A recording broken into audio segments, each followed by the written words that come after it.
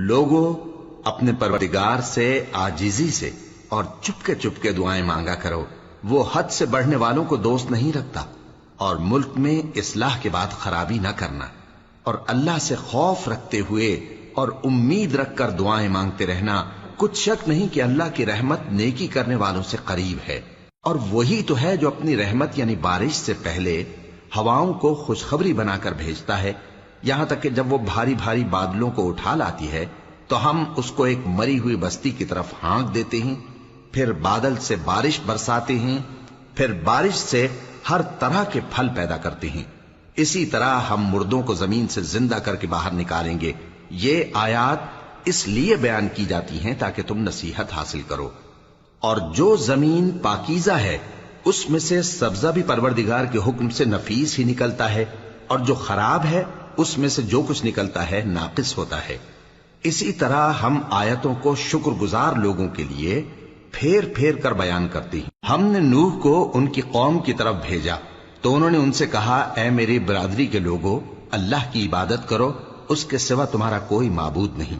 مجھے تمہارے بارے میں بڑے دن کے عذاب کا بہت ہی ڈر ہے۔ تو جو ان کی قوم میں سردار تھے وہ کہنے لگے کہ ہم تمہیں کھلی گمراہی میں مبتلا دیکھتے ہیں۔ فرمایا، اے قوم، مجھ میں کسی طرح کی گمراہی نہیں ہے، بلکہ میں پروردگار عالم کا پیغمبر ہوں، تمہیں اپنے پروردگار کے پیغام پہنچاتا ہوں اور تمہاری خیر خواہی کرتا ہوں، اور مجھ کو اللہ کی طرف سے ایسی باتیں معلوم ہیں جن سے تم بے خبر ہو۔ کیا تم کو اس بات سے تعجب ہوا ہے کہ تم میں سے ایک شخص کے ذریعے تمہارے پروردگار کی طرف سے تمہارے پاس نصیحت آئی تاکہ وہ تم کو ڈرائے اور تاکہ تم پرہیزگار بنو اور تاکہ تم پر رحم کیا جائے؟ مگر ان لوگوں نے ان کی تکذیب کی تو ہم نے نوح کو اور جو ان کے ساتھ کشتی میں سوار تھے ان کو تو بچا لیا، اور جن لوگوں نے ہماری آیتوں کو جھٹلایا تھا انہیں غرق کر دیا۔ کچھ شک نہیں کہ وہ عقل کے اندھے لوگ تھے۔ اور اسی طرح قوم عاد کی طرف ان کے بھائی ہود کو بھیجا۔ انہوں نے کہا کہ بھائیو، اللہ ہی کی عبادت کرو، اس کے سوا تمہارا کوئی معبود نہیں، کیا تم ڈرتے نہیں؟ تو ان کی قوم کے سردار جو کافر تھے کہنے لگے کہ تم ہمیں احمق نظر آتے ہو اور ہم تمہیں جھوٹا خیال کرتے ہیں۔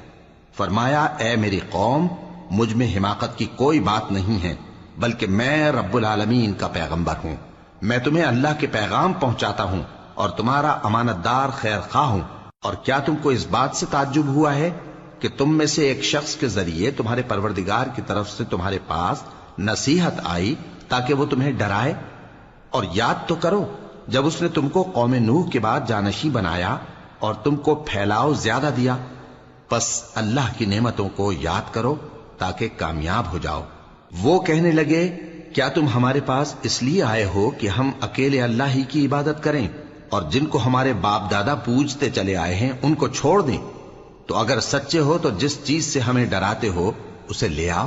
ہود نے کہا کہ تمہارے پروردگار کی طرف سے تم پر عذاب اور غضب کا نازل ہونا مقرر ہو چکا ہے۔ کیا تم مجھ سے چند ناموں کے بارے میں جھگڑتے ہو جو تم نے اور تمہارے باپ دادا نے اپنی طرف سے رکھ لیے ہیں، جن کی اللہ نے کوئی سند نازل نہیں کی؟ تو تم بھی انتظار کرو، میں بھی تمہارے ساتھ انتظار کرتا ہوں۔